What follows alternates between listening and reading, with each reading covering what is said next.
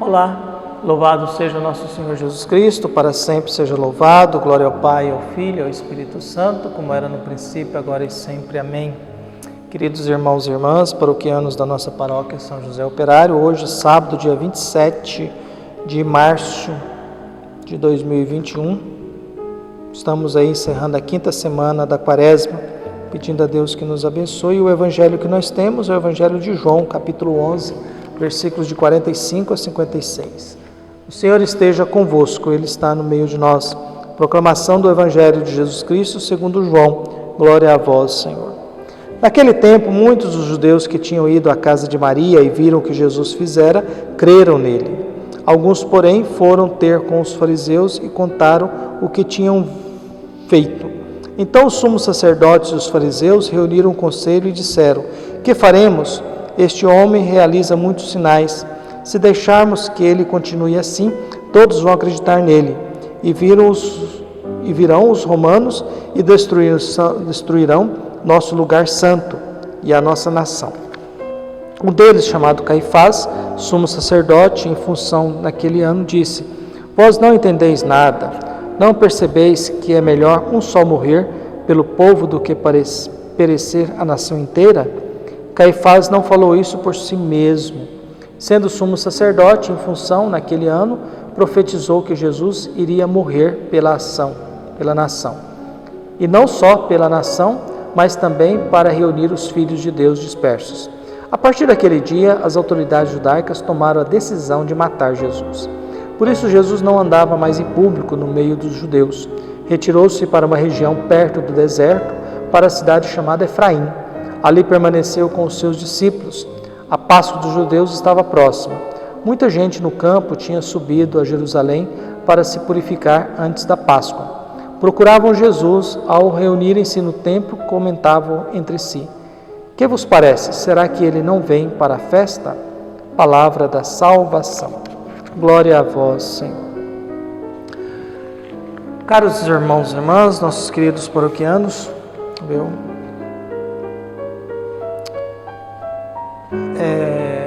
atentos à palavra do Evangelho, nesse sábado, nós vamos acompanhando Jesus nos seus últimos dias de vida.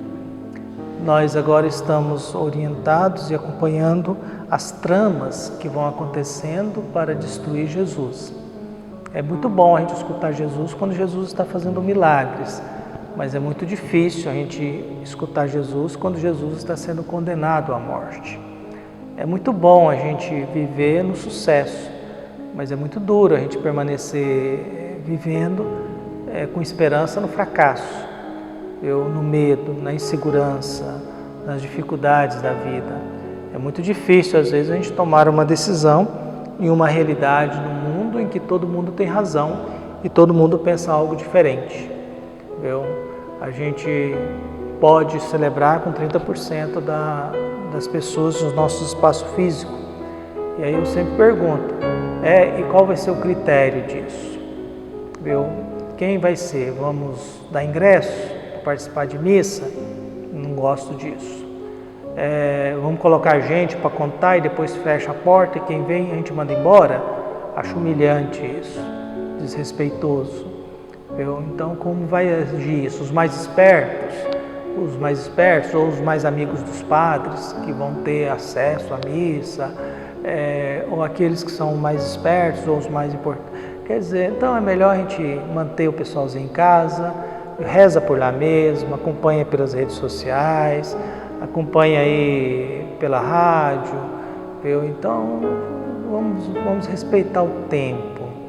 Vamos respeitar o tempo, que o preço do descuido e da ignorância e da desinformação está custando muito caro. E quando a gente escuta que daqui a poucos dias não haverá mais insumos para UTIs, aí que a gente pensa que esse trem vai ficar muito mais caro ainda. Então é bom a gente fazer a nossa parte nesse processo de pandemia. Nós temos no Evangelho que nós ouvimos hoje, esse tempo em que os judeus tinham ido à casa de Maria. Nós estamos falando da ressurreição de Lázaro. É o 7º sinal do Evangelho. Só que essa ressurreição gere duas posições. Uma positiva, que é aqueles que acreditaram, que aderiram, e a outra negativa, os que foram junto com os fariseus e os doutores da lei dizer o que tinha acontecido. Isso provoca um discurso no conselho, ou seja, no sinédrio. O que é isso? Era o lugar onde estavam as autoridades mais importantes. Quem vivia lá? Vivia lá as autoridades religiosas, doutores da lei e os fariseus, viviam lá as autoridades políticas, os chefes dos sacerdotes, viviam lá o poderio econômico, que eram os anciãos do povo. Então os grupos de maior poder estavam todos reunidos no sinédrio. Caifás é quem mandava na época e dá o conselho: é melhor que um morra do que toda a nação pereça. Então vamos matar ele que acaba com tudo isso. É a tendência daqueles que se sentem ameaçados, daqueles que se sentem às vezes em perigo, aqueles que se sentem às vezes ameaçados na sua zona de conforto. Olha, ele está criando problema, ressuscitou Lázaro, o povo está acreditando nele, então é melhor a gente eliminar ele. Viu? E aí eles jogam, não, porque senão muita gente vai acreditar nele, depois os romanos vão vir aqui e vão destruir a nação. Viu? Vão destruir. Realmente, o templo ele é destruído no ano 70 da era cristã. Todo aquele mundo que condenou Jesus é destruído no ano 70 da era cristã. Então nós temos agora o julgamento de Jesus. Esse discurso deles, vamos eliminar um porque salva. Depois a comunidade do Evangelho de João interpretou que é isso, que Jesus daria a vida para salvar a nação e ao mesmo tempo para reunir todos em volta dele, para trazer todos os filhos em volta dele. Em outras palavras, Jesus dá a sua vida, porque no Evangelho de João, Jesus não é condenado, Jesus não é julgado, Jesus ele dá a vida.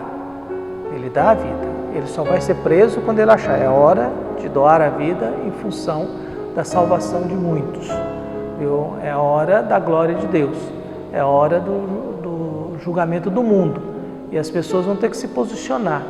O julgamento é muito ligado a essa realidade, é a questão, viu, dos posicionamentos. Eu diante de Deus digo quem eu sou, viu? E o que eu fiz com a vida que eu tenho. Por isso hoje nós temos esse evangelho duro, que é o momento da condenação de Jesus mesmo, viu? E aí o que Jesus tem que fazer? Por isso Jesus não andava mais em público no meio dos judeus. Retirou-se para uma região perto do deserto, para a cidade de Efraim. Ali permaneceu com seus discípulos. E aí nós temos a Páscoa dos judeus está se aproximando, mas é a Páscoa deles. E a Páscoa deles não é mais como a Páscoa original da saída do Egito, viu? Porque Páscoa é passagem, ali Jesus está perto da Páscoa deles, mas depois Jesus vai apresentar uma outra Páscoa, a Páscoa da ressurreição. A Páscoa que era a celebração da saída da escravidão do Egito em direção à Terra Prometida, dessa passagem. Depois essa Páscoa se tornou Páscoa dos judeus e começava a oprimir, explorar e enriquecer e criar uma estrutura religiosa pecaminosa, viu, para aproveitar da fé das pessoas em benefício próprio e usar de leis, viu, e a vida humana é colocada em segundo ponto. Somente alguns eram privilegiados e abençoados por Deus, o resto era gente maldita, mas tinha que pagar o seu dízimo, tinha que fazer a sua oferta, fazer o seu sacrifício, mesmo sendo maldito, conforme diziam os fariseus. Independente disso, Jesus não está aí. E a grande pergunta, ele vem ou não vem para a Páscoa? Porque todos vão para Jerusalém para celebrar a Páscoa, e aí vai ou não vai? Jesus vai apresentar depois uma outra Páscoa, a Páscoa do Filho de Deus ressuscitado, que é uma vida aprovada por Deus. Por isso a minha prece hoje, que Deus abençoe a todos nós, ilumine o nosso coração, nos fortaleça na fé e que a gente possa caminhar, viu, com mais esperança, com sentimentos melhores dentro de nós, que a convivência entre nós se torne melhor, que a gente não se sinta só, nem abandonados, mas que a gente se sinta amados por Deus, principalmente nesses momentos difíceis de condenação, de julgação. É aquela velha situação, quando a gente faz reunião na paróquia, eu sempre digo, olha, sempre vão falar mal da gente, sempre vai ter alguém que vai falar mal de mim, isso faz parte da história, a gente gosta de falar mal dos outros mesmo, a gente gosta de fofoca, né? Por causa da fofoca a gente aprendeu a falar, né? a gente tinha que contar alguma coisa para o outro, a gente aprendeu a falar. Mas é muito duro quando a gente tem que admitir que a pessoa que está falando mal da gente está falando mal com razão. Quando se fala mal sem razão, não tem problema.